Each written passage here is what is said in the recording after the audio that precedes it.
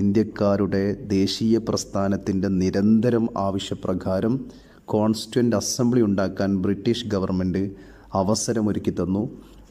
അങ്ങനെ ഇന്ത്യക്കാർ constituent assembly ചേർന്നുകൊണ്ട് ഇന്ത്യക്കൊരു ഭരണഘടന നിർമ്മിച്ചു.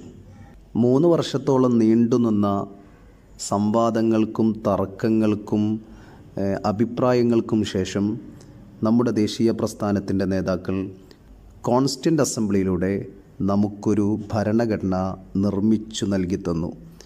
ലോകത്തെ ഏറ്റവും വലിയ വിപ്ലവകരമായ വിപ്ലവ മൂല്യങ്ങളുള്ള ആധുനിക മൂല്യങ്ങളുള്ള ഒരു മഹത്തായ ഭരണഘടനയായി ഇന്ത്യൻ ഭരണഘടന മാറിയതിൽ ഇന്ത്യൻ ദേശീയ പ്രസ്ഥാനത്തിൻ്റെ നിർണായകമായ പൈതൃകത്തിൻ്റെ ഭാഗമായിരുന്നു.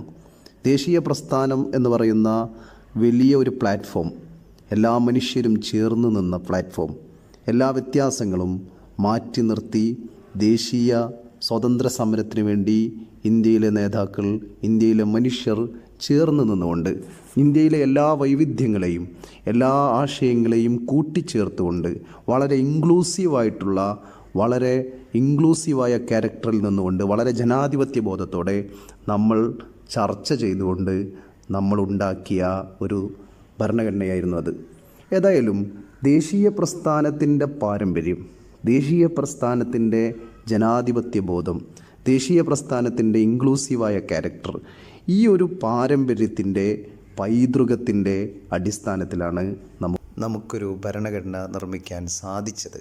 ഇനി നമ്മൾ നോക്കുന്നത് നമ്മൾ നിർമ്മിച്ച ഭരണഘടനയുടെ പ്രത്യേകതകളാണ്. Salient features of the Indian constitution. Indian ഭരണഘടനയുടെ ഫീച്ചേഴ്സ് എന്തൊക്കെയാണ്?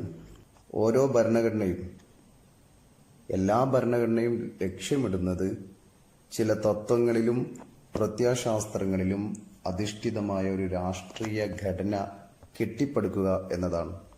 അതത് രാജ്യങ്ങളിൽ ആ ഭരണഘടന ലക്ഷ്യമിടുന്നത് ചില തത്വങ്ങളിലും പ്രത്യയശാസ്ത്രങ്ങളിലും അധിഷ്ഠിതമായ ഒരു രാഷ്ട്രീയ ഘടന കെട്ടിപ്പടുക്കുക എന്നതാണ്.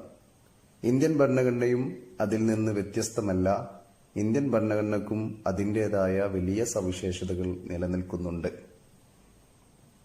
ഇന്ത്യൻ ഭരണഘടനയെ സ്വാധീനിച്ച സിദ്ധാന്തവും തത്വചിന്തയും പ്രത്യയശാസ്ത്രവും ഭരണഘടന തയ്യാറാക്കിയ ഭരണഘടനാ അസംബ്ലിയിലെ അംഗങ്ങളുടെ ആശയപരമായ പശ്ചാത്തലത്തിൻ്റെയും ദാർശനിക അറിവിൻ്റെയും ഫലമായിട്ടാണ് ഉണ്ടായി വന്നത്. 2 വർഷം 11 മാസം 17 ദിവസം ഭരണഘടനാ നിർമ്മാണ സഭയിൽ നടന്ന ചർച്ചയുടെ ഫലമായിട്ടാണ് ഈ ഭരണഘടന നമ്മൾ ഉണ്ടാക്കിയത്. അവിടെ ഭരണഘടനാ നിർമ്മാണ സഭയിൽ 5 വ്യത്യസ്ത വിഭാഗത്തിന്റെ സംവാദത്തിന്റെയും ചർച്ചകളുടെയും ബലാബലത്തിന്റെയും ഫലമായിട്ടാണ് ഈ ഭരണഘടന, ഇത്രയും സർഗാത്മകമായ ചർച്ചയുടെ ഫലമായിട്ടാണ് ഭരണഘടന നിലവിൽ വന്നത്. 5 വിഭാഗക്കാരുടെ വളരെ സർഗാത്മകമായ സംവാദത്തിന്റെ ഫലമായിട്ടാണ് ഈ ഭരണഘടന ഇത്രയും മൂല്യവത്തായിട്ട് നിലവിൽ വന്നത്. ലിബറൽ ജനാധിപത്യവാദികളായ അംബേദ്കറെ പോലെയുള്ളവരുണ്ടായിരുന്നു. സോഷ്യലിസ്റ്റ് ജനാധിപത്യവാദികളായ നെഹ്റുവിനെ പോലെയുള്ളവരുണ്ടായിരുന്നു. തീവ്ര ഇടതുപക്ഷത്തുള്ള KT ഷായെ പോലുള്ളവർ, ഗാന്ധിയൻ ആശയക്കാർ, വലതുപക്ഷ ആശയക്കാർ, ഇങ്ങനെ തുടങ്ങിയിട്ട് 5 ദിശാപഥങ്ങളിൽ നിന്നുകൊണ്ട് നടന്ന ദീർഘമായ ചർച്ചയുടെ ഫലമായിട്ടാണ്, ഇവർ നടത്തിയ ജനാധിപത്യ സംവാദത്തിന്റെ ഫലമായിട്ടാണ് ഇന്ത്യൻ ഭരണഘടന ലോകത്തിന് തന്നെ വിസ്മയമായി നിലവിൽ വന്നത്. ലോകത്ത് പല ഭരണഘടനയുടെയും കരട് പഠിച്ച് അംബേദ്കറുടെ അധ്യക്ഷതയിലുള്ള കരട് സമിതി 1935 ഗവൺമെന്റ് ഓഫ് ഇന്ത്യ ആക്ടിന്റെ അസ്ഥികുടത്തിലേക്ക് ഈ ആശയങ്ങളെയെല്ലാം, അവർ ചർച്ച ചെയ്തുണ്ടാക്കിയ ആശയങ്ങളെല്ലാം കൂട്ടിച്ചേർത്താണ് നാം ഇന്ന് കാണുന്ന രൂപത്തിൽ ഇന്ത്യൻ ഭരണഘടന നിർമ്മിച്ചത്. 1950 ജനുവരി 26 നിലവിൽ വന്ന ഭരണഘടന വലിയ മഹാവിപ്ലവങ്ങളുടെ, മഹത്തായ വലിയ സന്ദേശങ്ങളുടെ, ആശയങ്ങളുടെ, വിപ്ലവത്തിൽ നിന്നും ഉരുത്തിരിഞ്ഞുണ്ടായ ആശയങ്ങളുടെയൊക്കെ വലിയ സ്വാധീനത്തിന്റെ ഭാഗമായി നിലവിൽ വന്നു. ഗ്രാൻവില്ലെ ഓസ്റ്റിൻ പറഞ്ഞതുപോലെ ലോകത്ത് മറ്റെവിടെയുമില്ലാത്ത വിധം വിപ്ലവത്തിന്റെ വിത്ത് ഒളിഞ്ഞുകിടക്കുന്നത് ഇന്ത്യൻ ഭരണഘടനയിലാണ്. സാമൂഹ്യ വിപ്ലവം എന്താണെന്ന് അറിയണമെങ്കിൽ നിങ്ങൾ ഇന്ത്യൻ ഭരണഘടന വായിക്കണമെന്നാണ് അദ്ദേഹം പറഞ്ഞത്. The Indian constitution cornerstone of a nation എന്ന പുസ്തകത്തിൽ അദ്ദേഹം അക്കാര്യം വളരെ കൃത്യമായി പറയുന്നുണ്ട്.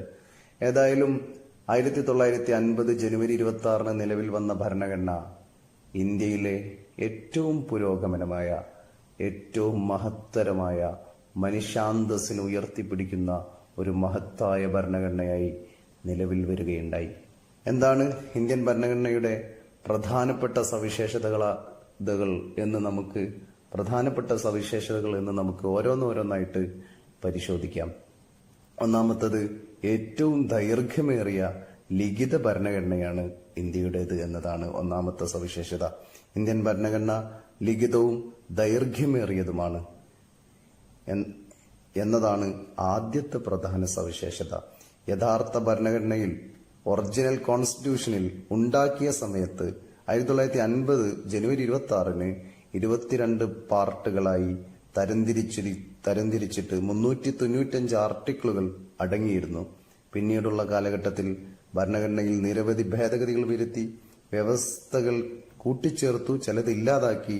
ഈ ഭേദഗതികൾക്ക് ശേഷവും ഇന്ത്യൻ ഭരണഘടന ലോകത്തിലെ ഏറ്റവും വലിയ ലിഖിത ഭരണഘടനയായി തുടർന്നുകൊണ്ടേയിരിക്കുന്നു. ഇത് ഇന്ത്യൻ ഭരണഘടനയുടെ പ്രധാനപ്പെട്ട പ്രത്യേകതയാണ്. ഇതാണ് ഒന്നാമത്തെ പ്രത്യേകത ആയിട്ട് നമുക്ക് പറയാനുള്ളത്. രണ്ടാമത്തെ പ്രത്യേകത, ജനകീയ പരമാധികാരത്തെ ഉയർത്തിപ്പിടിക്കുന്നു. ഇന്ത്യൻ ഭരണഘടന ജനകീയ പരമാധികാരത്തെ ഉയർത്തിപ്പിടിക്കുന്നു. അതാണ് ഇന്ത്യൻ ഭരണഘടനയിലെ മറ്റൊരു പ്രത്യേകത. ജനങ്ങളുടെ പരമാധികാരം ഭരണഘടനയുടെ പ്രാരംഭ വാക്കിൽ തന്നെ പ്രഖ്യാപിക്കുന്നുണ്ട്. ഞങ്ങൾ ഇന്ത്യയിലെ ജനങ്ങൾ, V the people of India എന്ന വാക്കോടെയാണ് ഭരണഘടനയുടെ ആമുഖം ആരംഭിക്കുന്നത് തന്നെ. ഭരണകൂടത്തിന്റെ കാര്യങ്ങൾ, ഗവൺമെന്റിന്റെ കാര്യങ്ങൾ ആത്യന്തികമായി നിലനിൽക്കുന്നത് ജനങ്ങളുടെ ഇച്ഛാശക്തിയിലാണ്. ഇന്ത്യൻ പാർലമെന്റിലേക്കും സംസ്ഥാന നിയമസഭകളിലേക്കുമുള്ള തെരഞ്ഞെടുപ്പുകൾ പ്രായപൂർത്തിയായവരുടെ വോട്ടവകാശത്തിന്റെ അടിസ്ഥാനത്തിലായിരിക്കും. കൃത്യമായ ഇടവേളകളിൽ തങ്ങളുടെ പ്രതിനിധികളെ ജനങ്ങൾ തന്നെ തെരഞ്ഞെടുക്കും. ജനങ്ങളിൽ നിന്നാണ് ഗവൺമെന്റുകളുടെ അധികാരം നിലനിൽക്കുന്നത്. ഭരണഘടനയിൽ പലയിടത്തും ഈ ജനകീയ പരമാധികാരം ഉയർത്തിപ്പിടിക്കുന്നുണ്ട്. അപ്പോ ഭരണഘടന ഉയർത്തിപ്പിടിക്കുന്ന ഏറ്റവും പ്രധാനപ്പെട്ട ആശയം എന്ന് പറയുന്നത് ജനകീയ പരമാധികാരമാണ്, പോപ്പുലർ സോവർണിറ്റിയാണ്. ഈ ആശയം ഉയർത്തിപ്പിടിക്കുന്നു എന്നതാണ് രണ്ടാമത്തെ പ്രധാന പ്രത്യേകതയായിട്ട് ഇന്ത്യൻ ഭരണഘടനയെക്കുറിച്ച് നമുക്ക് പറയാനുള്ളത്. മൂന്നാമത്തെ പ്രത്യേകതയായിട്ട് സോവറിൻ ഡെമോക്രാറ്റിക് റിപ്പബ്ലിക് എന്ന വാക്കുകളാണ്. ഭരണഘടനയുടെ ആമുഖം, we the people of India have solemnly resolve constitute India into a sovereign democratic republic എന്നീ 3 വാക്കുകളായിരുന്നു ഒറിജിനൽ കോൺസ്റ്റിറ്റ്യൂഷനിൽ ഉണ്ടായിരുന്നത്. ഭരണഘടനയുടെ ആമുഖം ഇന്ത്യ ഒരു പരമാധികാര ജനാധിപത്യ റിപ്പബ്ലിക് ആണെന്ന് 1950 ജനുവരി 26 പ്രഖ്യാപിക്കുകയുണ്ടായി. പരമാധികാരം എന്ന് പറഞ്ഞാൽ, സോവറിൻ എന്നത് കൊണ്ട് ഉദ്ദേശിക്കുന്നത് എന്താണ്? 1947 ഇൻഡിപെൻഡൻസ് ആക്ട് 47 ഇൻഡിപെൻഡന്റ് ആക്ടിന് കീഴിൽ സ്ഥാപിതമായ ഇന്ത്യൻ ഡൊമെയിൻ എന്ന പദവി അവസാനിപ്പിച്ചുകൊണ്ട് ഭരണഘടന നിലവിൽ വന്നതോടെ ഇന്ത്യ പൂർണ്ണമായും സ്വതന്ത്ര പരമാധികാര രാഷ്ട്രമായി എന്നതാണ് സോവറിൻ എന്ന വാക്കുകൊണ്ട് 1950 ജനുവരി 26 നിലവിൽ വന്ന ഭരണഘടനയുടെ പ്രഖ്യാപനം. 1947 ബ്രിട്ടീഷുകാർ ഉണ്ടാക്കിയ 47 ഇൻഡിപെൻഡന്റ് ആക്ട്, ആ ആക്ടിൽ പറഞ്ഞത് ഇന്ത്യക്ക് സ്വതന്ത്രമായിരിക്കുന്നു, ഇന്ത്യ എന്ന് പറയുന്ന ഒരു ഡൊമൈൻ നിലവിൽ വന്നു എന്നാണ്. അതേസമയത്ത് 50 ഭരണഘടന നിലവിൽ വന്നതോടുകൂടി ഇന്ത്യ ഒരു പരമാധികാര രാഷ്ട്രമായി എന്നർത്ഥം. പിന്നെ ഡെമോക്രാറ്റിക് എന്ന വാക്ക് ജനാധിപത്യം എന്നതുകൊണ്ട് ഉദ്ദേശിക്കുന്നത് ഇന്ത്യ പൂർണ്ണമായും ജനാധിപത്യ രാജ്യമാണ് എന്നാണ്. കാരണം യഥാർത്ഥ ശക്തി ജനങ്ങളിൽ നിന്നാണ്. അവരാണ് കൃത്യമായ ഇടവേളകളിൽ തങ്ങളുടെ ഭരണാധികാരികളെ തിരഞ്ഞെടുക്കുന്നത് എന്നർത്ഥം. അതല്ലാതെ ഏതെങ്കിലും ഏകാധിപത്യ ഭരണമോ രാജാധിപത്യ ഭരണമോ അല്ലെങ്കിൽ ഏതെങ്കിലും ഒരു പാർട്ടി ഭരണമോ അല്ല രാജ്യത്ത് നിലനിൽക്കാൻ പോകുന്നത്. രാജ്യം, ഭരണഘടന പ്രഖ്യാപിക്കുന്നു, നിലവിൽ വരുന്ന രാജ്യം എന്ന് പറയുന്നത് ജനാധിപത്യ രാജ്യമായിരിക്കും. ലോകത്ത് തന്നെ ഏറ്റവും വലിയ ജനാധിപത്യ രാജ്യമായി ഇന്ത്യ മാറിയത് ഭരണഘടനയിൽ ആ മൂല്യങ്ങൾ ഉയർത്തിപ്പിടിച്ചു എന്നതുകൊണ്ടാണ്. മറ്റൊന്ന് പറഞ്ഞത് റിപ്പബ്ലിക്കാണ്. റിപ്പബ്ലിക് എന്ന വാക്ക് സൂചിപ്പിക്കുന്നത് ജനങ്ങൾ പരോക്ഷമായി തെരഞ്ഞെടുക്കപ്പെട്ട ഒരു പ്രസിഡന്റ് രാജ്യത്തിന്റെ തലവനായി എന്നാണ്. തെരഞ്ഞെടുക്കപ്പെട്ട രാഷ്ട്രത്തലവനുണ്ടാവുക എന്നതാണ്. Head of the state, elected head of the state, തെരഞ്ഞെടുക്കപ്പെട്ട രാഷ്ട്രത്തലവനുണ്ടാവുക എന്നതാണ് റിപ്പബ്ലിക് കൊണ്ട് ഉദ്ദേശിക്കുന്നത്. അതാണ് ഇന്ത്യയുടെ പ്രസിഡന്റ് എന്ന പദവി. നമ്മളുടെ പ്രതിനിധികൾ അവർ ജനങ്ങൾക്ക് വേണ്ടി ജനങ്ങൾ പരോക്ഷമായപ്പോ ഇന്ത്യയുടെ ഹെഡ് ഓഫ് ദ സ്റ്റേറ്റ് എന്ന രാഷ്ട്രത്തലവനെ, പ്രസിഡന്റിനെ തിരഞ്ഞെടുക്കുന്നു. അതോടെ ഇന്ത്യ ഒരു റിപ്പബ്ലിക് ആവുന്നു. ഇതാണ് ഇന്ത്യ ഒരു റിപ്പബ്ലിക്കാണ് എന്നതാണ് ഭരണഘടന ഉയർത്തിപ്പിടിക്കുന്ന മറ്റൊരു പ്രത്യേകത എന്ന് പറയുന്നത്. അപ്പോ സോവറിൻ, സെക്കുലർ, ഡെമോക്രാറ്റിക്, റിപ്പബ്ലിക് എന്ന വാക്കുകൾ വളരെ പ്രധാനപ്പെട്ടതാണ്. അത് ഇന്ത്യൻ ഭരണഘടന ഉയർത്തിപ്പിടിക്കുന്ന മഹത്തായ മൂല്യമാണ്. ഇതും 1950 ജനുവരി 26 നിലവിൽ വന്ന ഭരണഘടന ഉയർത്തിയ മൂല്യമാണ്. മറ്റൊന്ന്, നാലാമത്തത്, കർക്കശവും അയവുള്ളതുമായ ഭരണഘടനയാണ് നിലവിൽ വന്നത് എന്നതാണ്. ഇന്ത്യൻ ഭരണഘടന ഭാഗികമായി കർക്കശവും ഭാഗികമായി വഴക്കമുള്ളതുമാണ്, ഭാഗികമായി അയവുള്ളതുമാണ്. It is a rigid and flexible. രണ്ടും കൂടിയതാണ്. ഇന്ത്യൻ ഭരണഘടന രണ്ടും കൂടിയതാണ്, കർക്കശവുമാണ് അയവുള്ളതുമാണ്. ഇന്ത്യൻ ഭരണഘടനാ ഭേദഗതിയുടെ നടപടിക്രമം ഇംഗ്ലണ്ടിനെ പോലെ വളരെ എളുപ്പത്തിലോ അമേരിക്കയെ പോലെ വളരെ കർക്കശമോ അല്ല. ഇന്ത്യൻ ഭരണഘടന ഭേദഗതി ചെയ്യാനുള്ള അധികാരം പാർലമെന്റിനാണ്. അത് ഇംഗ്ലണ്ടിലെ പോലെ ഏതു സമയത്തും വളരെ സിമ്പിളായിട്ട് ഭേദഗതി ചെയ്യാൻ പറ്റുന്ന, വളരെ ലാഘവത്തോടെ ചെയ്യാൻ കഴിയുന്ന സ്ഥിതിയോ അമേരിക്ക പോലെ വളരെ കർക്കശമായ സ്ഥിതിയോ അല്ല. ഇതിന്റെ രണ്ടിന്റെയും മിതത്വമായ ഒരു നിലയിലാണ്. അതുകൊണ്ടാണ് കർക്കശവും അയവുള്ളതുമായ ഭരണഘടന എന്ന് പറയുന്നത്. കേവല ഭൂരിപക്ഷത്തിൽ ഭരണഘടനയിലെ പല വ്യവസ്ഥകളും ഭേദഗതി ചെയ്യാനുള്ള അധികാരം ഇന്ത്യൻ പാർലമെന്റിനുണ്ട്. അത് കേവല ഭൂരിപക്ഷം മതി. പാർലമെന്റിലെ ഇരു സഭകളിലും കേവല ഭൂരിപക്ഷം ഉണ്ടെങ്കിൽ തന്നെ ഇന്ത്യൻ ഭരണഘടനയെ ഭേദഗതി ചെയ്യാൻ പറ്റും. പക്ഷേ ചില വ്യവസ്ഥകൾ, ചില വകുപ്പുകൾ പാർലമെന്റിലെ കേവല ഭൂരിപക്ഷം പോരാ, പ്രത്യേക ഭൂരിപക്ഷം വേണം. 2/3 ഭൂരിപക്ഷം ഇരു സഭകളിലും ഉണ്ടാവണം. എങ്കിലേ ചില വകുപ്പുകൾ ഇന്ത്യൻ ഭരണഘടനയിൽ നിന്ന് ഭേദഗതി വരുത്താൻ പറ്റൂ. മറ്റൊന്ന്, ഈ സ്പെഷ്യൽ മെജോറിറ്റി മാത്രം പോരാ. ഈ പ്രത്യേക ഭൂരിപക്ഷം പാർലമെന്റിൽ ഇരു സഭയിലും ഉണ്ടായാൽ മാത്രം പോരാ. പകുതി സംസ്ഥാനങ്ങളുടെ പിന്തുണ കൂടി ഉണ്ടെങ്കിലേ ചില വകുപ്പുകൾ മാറ്റാൻ ഇന്ത്യൻ ഭരണഘടനയിലെ ചുരുക്കം ചില വ്യവസ്ഥകൾ ഭേദഗതി ചെയ്യാൻ എങ്കിൽ മാത്രമേ പറ്റൂ. അപ്പോ ചില വ്യവസ്ഥകൾ വളരെ സിമ്പിളായിട്ട് മാറ്റാം, ചില വ്യവസ്ഥകൾ വളരെ കർക്കശമാണ്, ചില വ്യവസ്ഥകൾ വളരെ സിമ്പിളുമാണ്, ചില വ്യവസ്ഥകൾ വളരെ കർക്കശവുമാണ്. ഇങ്ങനെയുള്ള ഭേദഗതികളാണ് ഇന്ത്യയിലുള്ളത്. അതുകൊണ്ട് തന്നെ ഒരേ സമയം കർക്കശമായതും ഒരേ സമയം അയവുള്ളതുമായ ഭരണഘടനയാണ് ഇന്ത്യയുടേത് എന്നതാണ് മറ്റൊരു പ്രത്യേകത. മറ്റൊന്ന്, 5ാമത്തെ പ്രത്യേകതയായിട്ട് നമ്മൾ പറയുന്നത് ക്യാബിനറ്റ് സിസ്റ്റം ഓഫ് ഗവൺമെന്റ്.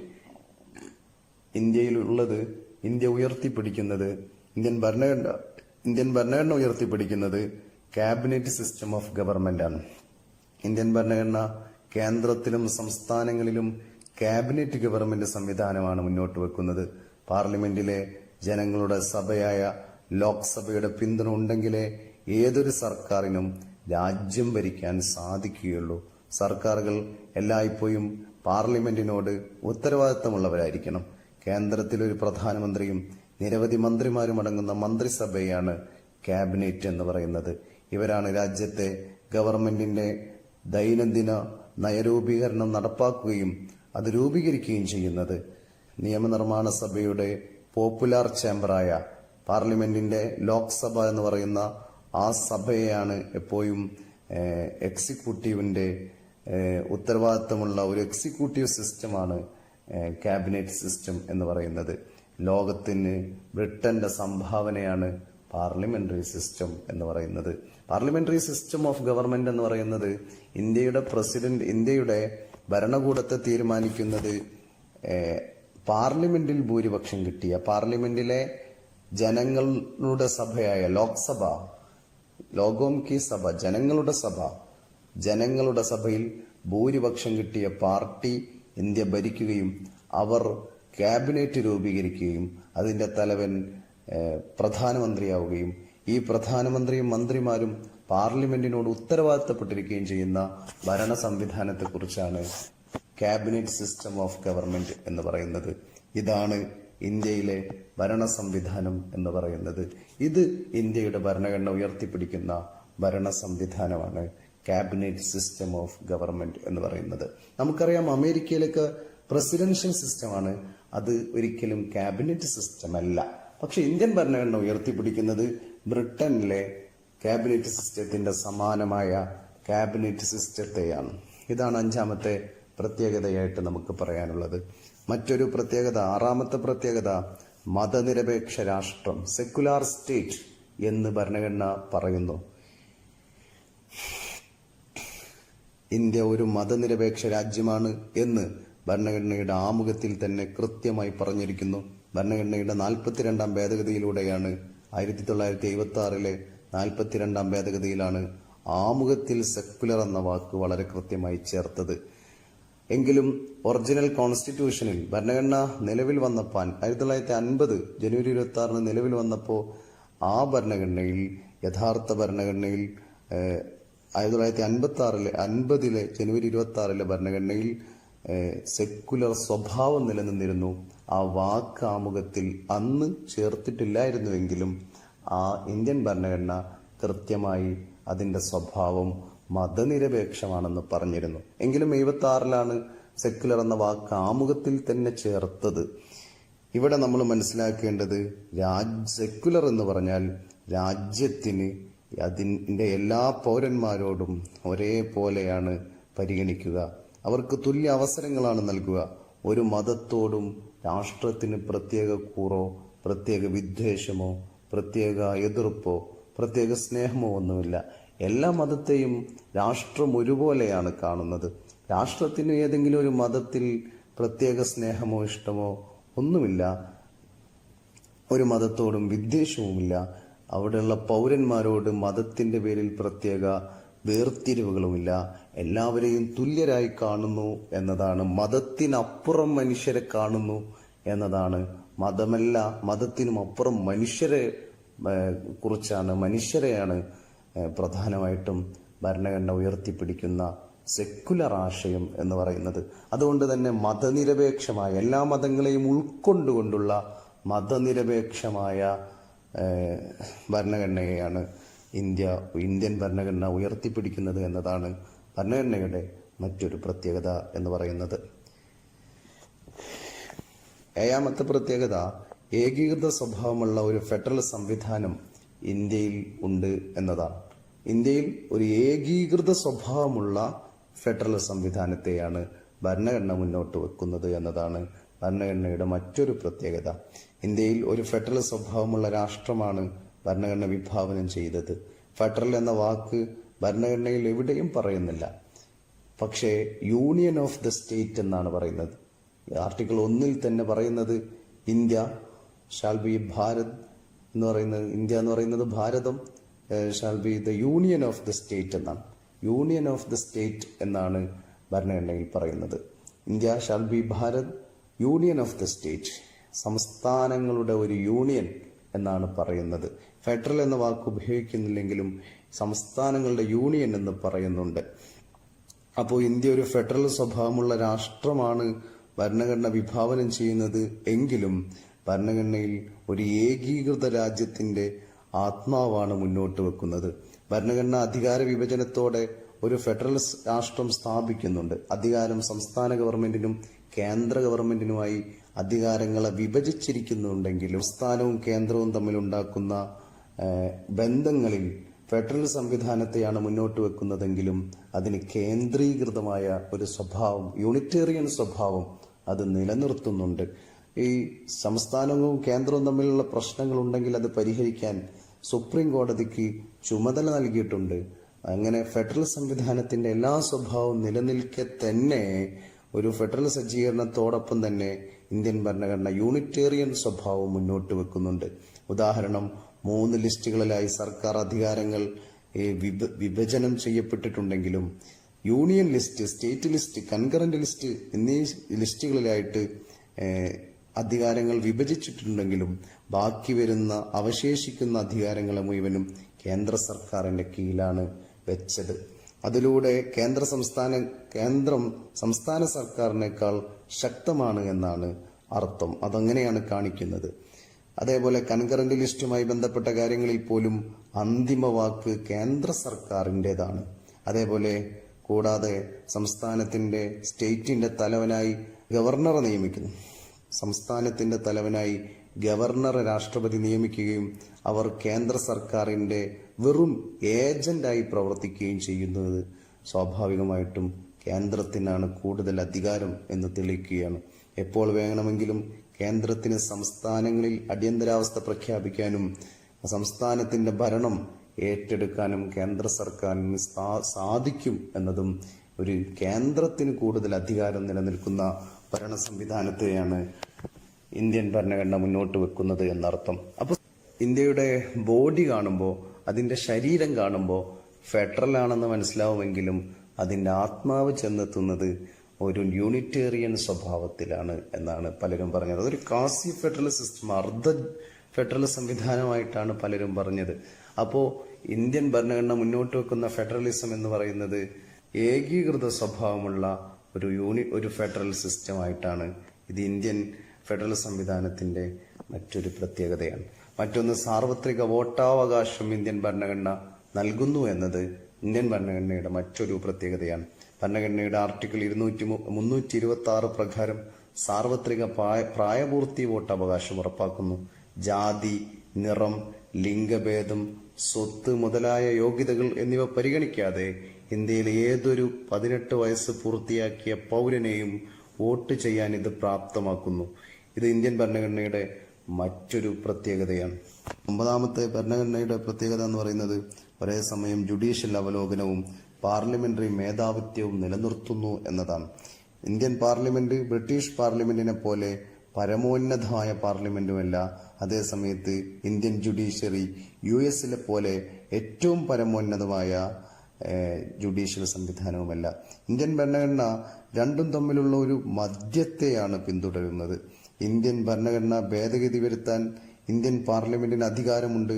അതേസമയത്ത് ജുഡീഷ്യറിക്ക് ഏത് നിയമവും ഏത് ഭരണഘടനാ ഭേദഗതിയും അത് ഭരണഘടനയ്ക്ക് വിരുദ്ധമാണെങ്കിൽ അത് ഭരണഘടനാ വിരുദ്ധമാണെന്ന് പ്രഖ്യാപിക്കാനുള്ള അധികാരം ജുഡീഷ്യറിക്കും അനുവദിച്ച് നൽകുന്നുണ്ട്. ഭരണഘടനയെ ഭേദഗതി ചെയ്യാനുള്ള അധികാരം പാർലമെന്റിന് നൽകുന്നുണ്ട്. ഇത് രണ്ടും ഇങ്ങോട്ടും നൽകുന്നത് കൊണ്ട് തന്നെ ഒരേ സമയം ജുഡീഷ്യൽ അവലോകനവും പാർലമെന്ററി മേധാവിത്വവും നിലനിർത്തുന്ന ഭരണഘടനാ സ്വഭാവമാണ് ഇന്ത്യൻ ഭരണഘടന എന്നതാണ് മറ്റൊരു പ്രത്യേകത. അടുത്ത പ്രത്യേകത സിംഗിൾ സിറ്റിസൺഷിപ്പാണ്, ഏക പൗരത്വം എന്നതാണ്. ഇരട്ട പൗരത്വം എന്നത് ഇന്ത്യയിലില്ല. ഇന്ത്യ ഒരു ഫെഡറൽ സിസ്റ്റം ആണെങ്കിലും ഇരട്ട പൗരത്വം ഇന്ത്യയിലില്ല. ഇന്ത്യ ഒരു ഫെഡറൽ സംവിധാനത്തിന് പ്രാധാന്യം കൽപ്പിക്കുന്നുണ്ടെങ്കിലും ഇന്ത്യയിൽ ഏക പൗരത്വമാണ് നിലനിൽക്കുന്നത്. ഇന്ത്യയിൽ ഒരു ഫെഡറൽ ഭരണ സംവിധാനമുണ്ടെങ്കിലും ഇന്ത്യയിലെ എല്ലാ പൗരന്മാർക്കും ഇരട്ട പൗരത്വം നൽകിയിട്ടില്ല. USA ഇരട്ട പൗരത്വം നൽകിയിട്ടുണ്ട്. എല്ലാ ഇന്ത്യക്കാരും അവരുടെ താമസ സ്ഥലം പരിഗണിക്കാതെ ഏക പൗരത്വമാണ് ആസ്വദിക്കുന്നത്. അമേരിക്കയെ പോലെ ഇരട്ട പൗരത്വം ഇന്ത്യയിൽ ഇല്ല. അതൊരു ഭരണഘടനയുടെ ഒരു പ്രത്യേകതയാണ്. മറ്റൊരു പ്രത്യേകത, 11ാമത്തെ പ്രത്യേകത, നിഷ്പക്ഷവും സ്വതന്ത്രവുമായ ജുഡീഷ്യറി ഇന്ത്യയിൽ പ്രവർത്തിക്കുന്നു എന്നതാണ് ഇന്ത്യയുടെ ഭരണഘടന ഉയർത്തുന്ന മറ്റൊരു പ്രത്യേകത എന്ന് പറയുന്നത്. നിഷ്പക്ഷവും സ്വതന്ത്രവുമായ ജുഡീഷ്യറിയുടെ സാന്നിധ്യത്തിൽ മാത്രമേ ജനാധിപത്യവും സ്വാതന്ത്ര്യവും അർത്ഥപൂർണമാകൂ. ഇന്ത്യൻ ഭരണഘടനയുടെ നിർമ്മാതാക്കൾ ഈ വസ്തുതയെക്കുറിച്ച് വളരെ ബോധവാന്മാരായിരുന്നു. ഇന്ത്യയുടെ ജുഡീഷ്യറി ഇന്ത്യ ഗവൺമെന്റിന്റെ ഒരു ഏജന്റോ ഇന്ത്യൻ ഭരണകൂടത്തിന്റെ ഒരു ഏജന്റോ ഒരു കയ്യാളനോ ഒന്നുമല്ല. അത് നിഷ്പക്ഷമായി വളരെ സ്വതന്ത്രമായി തീരുമാനമെടുക്കാനുള്ള ഒരു ഏജൻസിയാണ്. നിയമപരമായ കാര്യങ്ങളിൽ സ്വതന്ത്രമായിട്ട് നിഷ്പക്ഷമായിട്ട് ആരെയും ഭയപ്പെടാതെ തീരുമാനമെടുക്കാനുള്ള പവർ ഇന്ത്യൻ കോടതിക്ക് നൽകിയിട്ടുണ്ട്. ഇതും ഇന്ത്യയുടെ ഭരണഘടന ഉയർത്തിവെക്കുന്ന മഹത്തായ സന്ദേശത്തിന്റെ ഭാഗമാണ്. ഇതും ഭരണഘടനയുടെ പ്രത്യേകതയിൽപ്പെട്ടതാണ്. മറ്റൊന്ന്, 12ാമത്തെ പ്രത്യേകത എന്ന് പറയുന്നത് മൗലികാവകാശമാണ്. മൗലികാവകാശം ഉറപ്പു നൽകുന്നു എന്നതാണ് ഭരണഘടനയുടെ മറ്റൊരു പ്രത്യേകത എന്ന് പറയുന്നത്. ഇന്ത്യൻ ഭരണഘടന എല്ലാ പൗരന്മാർക്കും മൗലികാവകാശങ്ങൾ ഉറപ്പു നൽകുന്നുണ്ട് എന്നതാണ് ഭരണഘടനയുടെ മറ്റൊരു പ്രത്യേകത. ഏതെങ്കിലും മൗലികാവകാശങ്ങൾ ലംഘിക്കപ്പെട്ടാൽ ജുഡീഷ്യറിയുടെ സംരക്ഷണം തേടാൻ ഇന്ത്യയിലെ എല്ലാ പൗരന്മാർക്കും അവകാശമുണ്ട്. ഭരണഘടന ഉറപ്പു നൽകുന്ന ഏതെങ്കിലും മൗലികാവകാശങ്ങൾ ആർട്ടിക്കിൾ 14 മുതൽ 32 വരെ പറയുന്ന ഏതെങ്കിലും മൗലികാവകാശങ്ങൾ അത് പാർലമെന്റിന് നിയമമാലോ അല്ലെങ്കിൽ എക്സിക്യൂട്ടീവിന്റെ ഉത്തരവാലോ ലംഘിക്കപ്പെടുന്ന പക്ഷം, അല്ലെങ്കിൽ ആരെങ്കിലും വ്യക്തികളുടെ മൗലികാവകാശങ്ങൾ ഹനിക്കപ്പെടുകയാണെങ്കിൽ അവർക്ക് സുപ്രീം കോടതിയിലോ ഹൈക്കോടതിയിലോ പോകാവുന്നതാണ്. അത്തരം മൗലികാവകാശ ലംഘനങ്ങൾ ഉണ്ടെങ്കിൽ അത് കോടതി പുനഃസ്ഥാപിച്ചു കൊടുക്കുന്നതാണ്. പാർലമെന്റോ അല്ലെങ്കിൽ പാർലമെന്റിന്റെ നിയമ നിർമ്മാണമോ അല്ലെങ്കിൽ എക്സിക്യൂട്ടീവിന്റെ ഉത്തരവോ ഈ മൗലികാവകാശങ്ങൾ ലംഘിക്കപ്പെടുന്നത് എന്തെങ്കിലും സംഭവിച്ചാൽ അത് അപ്പോൾ തന്നെ ആ ഉത്തരവിനെ, ആ നിയമത്തെ, പാർലമെന്റ് ഉണ്ടാക്കുന്ന നിയമമാണെങ്കിലും എക്സിക്യൂട്ടീവ് ഇടുന്ന ഉത്തരവാണെങ്കിലും അത് അപ്പോൾ തന്നെ അസാധുവാക്കാനുള്ള അധികാരം ഇന്ത്യൻ കോടതിക്കുണ്ട്. അപ്പോൾ മൗലികമായ അവകാശം, വ്യക്തി സ്വാതന്ത്ര്യത്തിന്റെ ഭാഗമായി ഇന്ത്യയിലെ ഓരോ പൗരനും നൽകുന്ന മൗലികമായ അവകാശം വളരെ പ്രധാനപ്പെട്ടതാണ്. അത് ഇന്ത്യൻ ഭരണഘടന ഇന്ത്യയിലെ എല്ലാ പൗരന്മാർക്കും അത് ഉറപ്പു നൽകുന്നു എന്നതുകൊണ്ട് തന്നെ ഇന്ത്യൻ ഭരണഘടനയുടെ മറ്റൊരു പ്രത്യേകതയായിട്ട് നമ്മൾ മൗലികാവകാശത്തെ പറയുന്നു. മറ്റൊന്ന് 13ാമത്തെ പ്രത്യേകതയായിട്ട് പറയുന്നത് മൗലിക ചുമതലകളാണ്. ആർട്ടിക്കിൾ 51A ഭാഗം 4A പാർട്ട് 4A ഓരോ ഇന്ത്യക്കാരനും നാം രാജ്യത്തോട് ചെയ്യേണ്ട ചുമതലകൾ ഉൾപ്പെടുത്തിയിട്ടുണ്ട്. അത് 1976 42ാം ഭരണഘടനാ ഭേദഗതിയിലൂടെയാണ് ഭരണഘടനയിൽ അത് കൂട്ടിച്ചേർത്തത്. മൗലിക ചുമതലകൾ, ഫണ്ടമെന്റൽ ഡ്യൂട്ടീസ് കൂട്ടിച്ചേർത്തത്.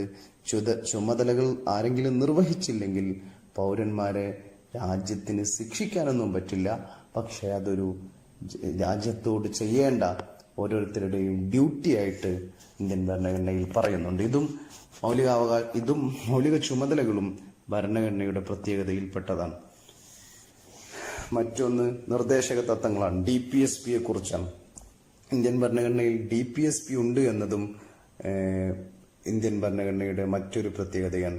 ഇന്ത്യൻ ഭരണഘടനയുടെ മറ്റൊരു പ്രത്യേകത രാഷ്ട്രനയത്തിന്റെ നിർദ്ദേശക തത്വങ്ങളാണ്. DPSP ആണ്. ഈ സവിശേഷത ഐറിഷ് ഭരണഘടനയിൽ നിന്ന് എടുത്തതാണ്. ഭരണകൂടവും അതിന്റെ ഏജൻസികളും അവരുടെ നയങ്ങൾ രൂപപ്പെടുത്തുമ്പോൾ ചില അടിസ്ഥാന തത്വങ്ങൾ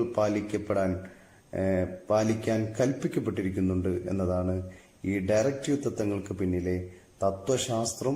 ഈ തത്വങ്ങൾ ജനങ്ങൾക്കുള്ള ഉറപ്പുകളാണ്. അതേസമയം അവ കേന്ദ്ര സംസ്ഥാന സർക്കാരുകളിലേക്കുള്ള നിർദ്ദേശങ്ങളാണ്. ഡയറക്റ്റീവ് തത്വങ്ങളുടെ ധാരണകൾ ന്യായീകരിക്കാവുന്നതല്ല. അത് നടപ്പാക്കാൻ വേണ്ടി കോടതിയിൽ പോയി നമുക്ക് നേടിയെടുക്കാവുന്നതല്ല. അതിനാൽ അവ കോടതി ഉത്തരവിലൂടെ നടപ്പാക്കാൻ കഴിയില്ല.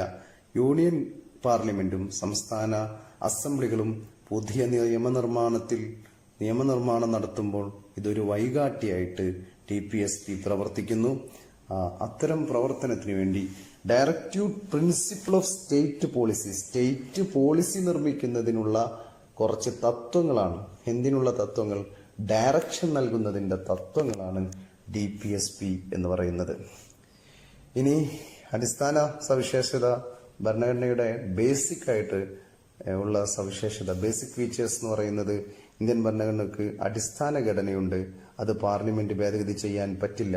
Basic structure doctrine, Kesavananda Bharati കേസിലാണ് അത് വ്യക്തമായിട്ട് കോടതി പറഞ്ഞത്. ഇന്ത്യൻ ഭരണഘടനയ്ക്ക് അടിസ്ഥാന മൂല്യങ്ങളുണ്ട്, അടിസ്ഥാന ഘടകങ്ങളുണ്ട്. അത് തൊട്ട് കളിക്കാൻ ഇന്ത്യൻ പാർലമെന്റിന് അത് ഭേദഗതി ചെയ്യാൻ പറ്റില്ല എന്ന് കോടതി പലകുറിയായിട്ട് പറയുകയുണ്ടായി. അത് ഏതൊക്കെയാണെന്ന് നോക്കിയാൽ ഇന്ത്യൻ ഭരണഘടനയുടെ ജനാധിപത്യ മൂല്യം, ഫെഡറലിസം എന്ന് പറയുന്ന മൂല്യം, റിപ്പബ്ലിക്കൻ സ്വഭാവം, മതേതരത്വം, ജുഡീഷ്യൽ അവലോകനം, സ്വതന്ത്രവും നീതിയുക്തവുമായ തെരഞ്ഞെടുപ്പ് സംവിധാനം തുടങ്ങിയവ ഇന്ത്യൻ ഭരണഘടനയുടെ അടിസ്ഥാന ഘടന ഉൾക്കൊള്ളുന്ന ചില സവിശേഷതകളാണ്. ഏതായാലും ഉപസംഹരിച്ചുകൊണ്ട് പറയുകയാണെങ്കിൽ ഇന്ത്യൻ ഭരണഘടന നിരവധി വിശിഷ്ടമായ സവിശേഷതകൾ കൊണ്ട് ശ്രദ്ധേയമാണ്. ഈ സവിശേഷതകൾ അതിനെ മറ്റ് ഭരണഘടനയിൽ നിന്ന് തന്നെ വ്യത്യസ്തമാക്കുന്നുണ്ട്. 70 വർഷത്തിലേറെയായി അത് നിലനിൽക്കുന്നു. ലോകത്തിന് തന്നെ വിസ്മയമായി അത് പ്രവർത്തിക്കുന്നു. ഭരണഘടന നിലവിൽ വന്ന സമയത്ത് ബ്രിട്ടീഷുകാരൊക്കെ പറയുകയുണ്ടായി, ഇന്ത്യക്കാരുണ്ടാക്കുന്ന ഭരണഘടന സ്വാഭാവികമായിട്ടും അതെന്തായിരിക്കും, അത് ഒരു 5 കൊല്ലം കൊണ്ട് റദ്ദായി പോകുമെന്ന് അവർ വിശ്വസിച്ചു. പക്ഷേ നമ്മുടെ ഭരണഘടന ഇപ്പോഴും പ്രവർത്തിക്കുന്നു. 70 വർഷത്തിലധികമായിട്ടും അത് ഇന്നും രാജ്യത്തിന്റെ ജീവനാഡിയായി പ്രവർത്തിച്ചുകൊണ്ടേയിരിക്കുന്നു. ഏതായാലും ഇന്ത്യയിലുണ്ടായിരുന്ന എല്ലാവിധ ജാതി ചിന്തകളെയും മതാത്മകതയെയും എല്ലാവിധ വംശീയതയും ഒക്കെ ഇല്ലാതാക്കണമെന്ന സന്ദേശം ഉയർത്തിക്കൊണ്ടാണ് ഒരു ആധുനിക മൂല്യങ്ങളുടെ സമാഹാരമായിട്ട് വലിയ മഹത്തായ സാമൂഹ്യ വിപ്ലവത്തിന്റെ വേരുകളായിട്ട് രാജ്യത്തെ പുതിയ ലോകക്രമത്തിൽ തന്നെ മനുഷ്യത്വത്തിന്റെ, മാനവികതയുടെ, സാഹോദര്യത്തിന്റെ, മതനിരപേക്ഷതയുടെ, ജനാധിപത്യ മൂല്യത്തിന്റെ, ആധുനിക മൂല്യങ്ങളുടെ സമാഹാരമായിട്ട് ഇന്ത്യൻ ഭരണഘടന നിലവിൽ വന്നത്. അതുവരെ ഇന്ത്യയിലുണ്ടായിരുന്ന എല്ലാ ജാതി ഉച്ചനീചത്വങ്ങളെയും, എല്ലാ അടിമത്തങ്ങളെയും, എല്ലാ മതവെറിയെയും ഇല്ലാതാക്കിക്കൊണ്ട് മനുഷ്യർ തുല്യരാണ്, ആൾ മെൻ ആർ ഈക്വൽ എന്ന് പറയുന്ന കൺസെപ്റ്റ് ഉയർത്തിക്കൊണ്ട്, സമത്വം എന്ന ആശയങ്ങൾ ഉയർത്തിക്കൊണ്ട് we the people of India having solemnly resolve constitute India into a sovereign, secular, socialist, democratic റിപ്പബ്ലിക്കായി ഇന്ത്യ എന്ന് പറയുന്ന ലിബർട്ടി, ഇക്വാളിറ്റി, ഫെറ്റേണിറ്റി, ജസ്റ്റിസ് എന്ന വാക്കുകളൊക്കെ ഉയർത്തിപ്പിടിച്ചുകൊണ്ട് വലിയ മൂല്യങ്ങൾ നിറച്ചുകൊണ്ട് 1950 ജനുവരി 26 ഇന്ത്യൻ ഭരണഘടന നിലവിൽ വന്നതോടുകൂടി രാജ്യം പുതിയൊരു ചുവടുവെപ്പിലേക്ക്, അതിന്റെ വലിയ പ്രത്യേകതയുള്ള ഭരണഘടനയുമായി മുന്നോട്ട് നീങ്ങുകയുണ്ടായി. 70 വർഷമായിട്ടും അത് നിലനിൽക്കുമെന്നു, അതനുസരിച്ച് രാജ്യം പ്രവർത്തിച്ചുകൊണ്ടിരിക്കുന്നു. രാജ്യത്തിന്റെ സാധാരണക്കാരായ മനുഷ്യരുടെയും പ്രതീക്ഷകൾ ഏതു കാലത്തും ഏത് അധികാരത്തിന്റെ മുഷ്ടി ഇന്ത്യ മുഴുവൻ അടക്കി ഭരിച്ചിരുന്ന കാലമാണെങ്കിലും അങ്ങനെ ഭരിക്കുകയാണെങ്കിലും അവിടെയുള്ള സാധാരണക്കാരായ ജനങ്ങളുടെ പ്രതീക്ഷ രാജ്യത്തിന്റെ ഭരണഘടനയിലാണ്. കാരണം അതിന്റെ അടിസ്ഥാന മൂല്യങ്ങൾ, അതിന്റെ മഹത്തരമായ മൂല്യങ്ങൾ, നമ്മൾ ഈ പറഞ്ഞ ഫീച്ചേഴ്സുകൾ നിറഞ്ഞു നിൽക്കുന്നു എന്നതുകൊണ്ടാണ്.